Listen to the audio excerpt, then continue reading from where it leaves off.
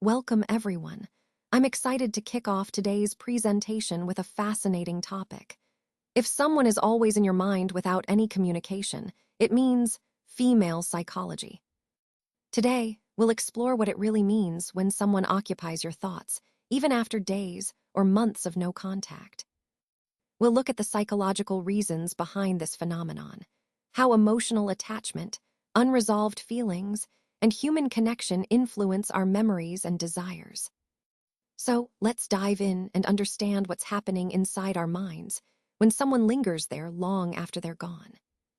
So, what I want to highlight here is that our mind doesn't really distinguish between what's happening right now and what we're remembering from the past. When you think of someone intensely, your brain actually reactivates the same neural pathways that lit up when you were emotionally connected to that person. This means that just a single thought about them can bring up the same feelings of warmth, anxiety, or longing you experienced when you were with them. It's important to understand that these feelings aren't necessarily signs from the universe telling you something special.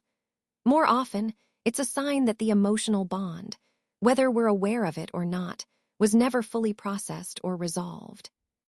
On this slide, you can see the connection between present reality and emotional memory, and how reactivated neural pathways play a key role in triggering those emotional responses. Recognizing this helps us understand why certain thoughts or memories can hit us so strongly, even when the actual situation no longer exists in the present moment. Let's talk about how emotional imprints tend to outlast physical communication. In female psychology, emotional memory is especially powerful. Women naturally connect through emotional details like tone of voice, consistency, feelings of safety, and energy. When a connection ends suddenly or is left incomplete, those feelings don't just disappear, they stay in the subconscious. That's why a woman might still think about a man long after communication has stopped. It's not necessarily because she wants to get back together, but because her nervous system still remembers how she felt when she was around him.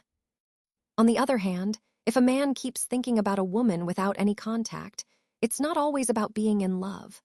Sometimes, his mind is simply replaying unresolved feelings, like attraction, rejection, or curiosity, that remain emotionally unfinished. Now, this brings us to the energy of unfinished business. When a connection doesn't reach closure, when emotions are left hanging, our mind keeps searching for resolution. That's why we often dream about exes or suddenly remember someone we haven't thought about in months. It's not random. Our subconscious is trying to complete an emotional sentence that was never fully finished. Think of it like a song that stops just before the final note. Afterward, you crave that ending. So, if someone is always on your mind, it may be because you're still trying to understand the story emotionally. And it's not really about the person anymore. It's about that unfinished feeling they represent.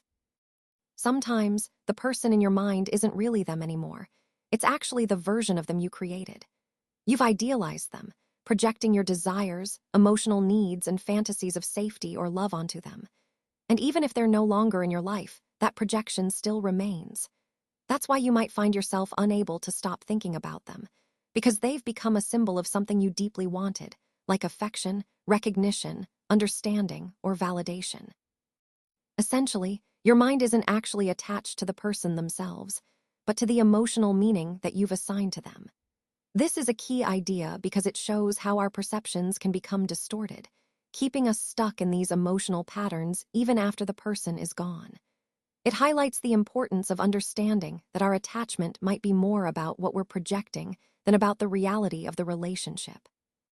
Now, let's explore the masculine versus feminine experience of emotional residue, and this is where gender psychology really comes into play. For women, emotional attachment is often centered around how they felt in the connection, whether they felt safe or unsafe, emotionally connected or rejected. These feelings tend to live in her body, in her sense of safety and connection. On the other hand, men tend to process emotional residue quite differently. For men, it's often about unresolved desire or a sense of purpose. They might remember their perceived failures to achieve emotional or physical reciprocity, or they might be fixated on the story they tell themselves about what happened. This emotional residue tends to live in his pride, his longing, or even his confusion. What's really important here is understanding that both genders can obsess silently over similar issues, but for very different psychological reasons. Women might be fixated on emotional safety and connection, while men might be caught up in their sense of purpose or unresolved desire.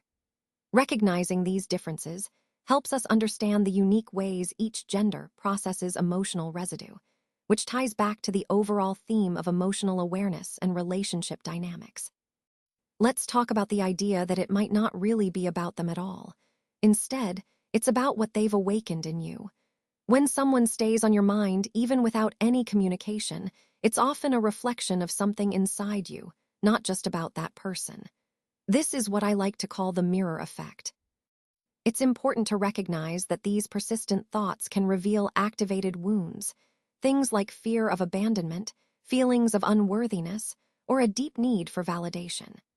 These wounds are like emotional triggers, and when someone stirs them up, it's as if they're shining a light on unresolved issues within us. This brings us to the idea of unresolved healing. The attachment or fixation you feel is really a mirror, showing you where healing is still needed. Your mind keeps replaying these interactions because the emotional experience they triggered is still unresolved. So, rather than focusing solely on the other person, it's more helpful to see these moments as opportunities to understand and heal parts of yourself.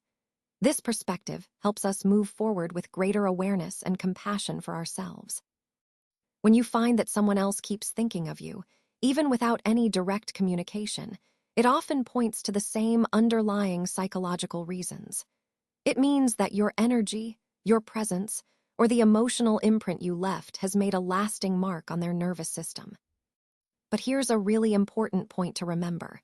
If the connection is truly meant to continue, it will do so through actions, not just thoughts. Thinking about each other on its own doesn't guarantee that you'll reunite. Instead, it simply confirms that both hearts have experienced something genuine and real. So, while these thoughts can be meaningful indicators of a bond, they aren't the final proof of future connection. The real key is whether those feelings and intentions translate into actions that bring you closer. When we look at this phenomenon, many spiritual people might interpret it as telepathy or call it a soul tie. While that's a poetic way to describe what's happening, the more grounded, psychological explanation is about emotional resonance. Think about it. When two people share intense emotions, whether it's love, pain, or attraction, their nervous systems actually become synchronized, at least for a little while. It's like their emotional frequencies are in harmony. And even after they separate, their bodies still remember that shared emotional vibration. You're not necessarily haunted by the person themselves, but by the emotional connection you once experienced together. This lingering feeling is because the body retains the frequency of that emotional intensity, which can lead to persistent thoughts or feelings. So, in essence, what we're dealing with here is not fate or some mystical force, but the power of emotional resonance. How deeply shared feelings can leave an imprint on us long after the moment has passed. When someone is always in your mind, it's natural to want to reach out or try to forget them, but that's not the real solution. Instead, the key is to understand what that attachment actually represents. Ask yourself, what emotion do I feel when I think of this person? Is it peace, longing, pain, regret, or desire? Next, consider what part of me still feels incomplete. What do I believe I lost when they left? These questions help us get to the root of our feelings. By answering honestly, you start to detach, not from the person, but from the illusion that they hold something you can't create within yourself. It's about recognizing that true freedom comes from inner understanding and self-sufficiency, rather than external validation or possessions. This is a crucial step on the path to inner freedom, and it connects directly to our overall journey of self-awareness and emotional independence. So, as we wrap up, I want to share a final thought. When someone is constantly on your mind, even without any communication, it doesn't necessarily mean they're thinking of you too. Instead, it often means that their presence has awakened something real inside you, something that still needs understanding. It could be love, it could be pain, or even the version of yourself that you became when you were with them. All of these are signals that there's something for you to explore and learn. The most important thing to remember is that when you fully process those emotions and reclaim your peace, you'll find that the constant wondering about why they're still in your mind begins to fade. And instead, you'll start to see what they've truly come to teach you about yourself, about your needs, your boundaries, and your growth. So this journey is about understanding these feelings, learning from them, and ultimately finding your peace.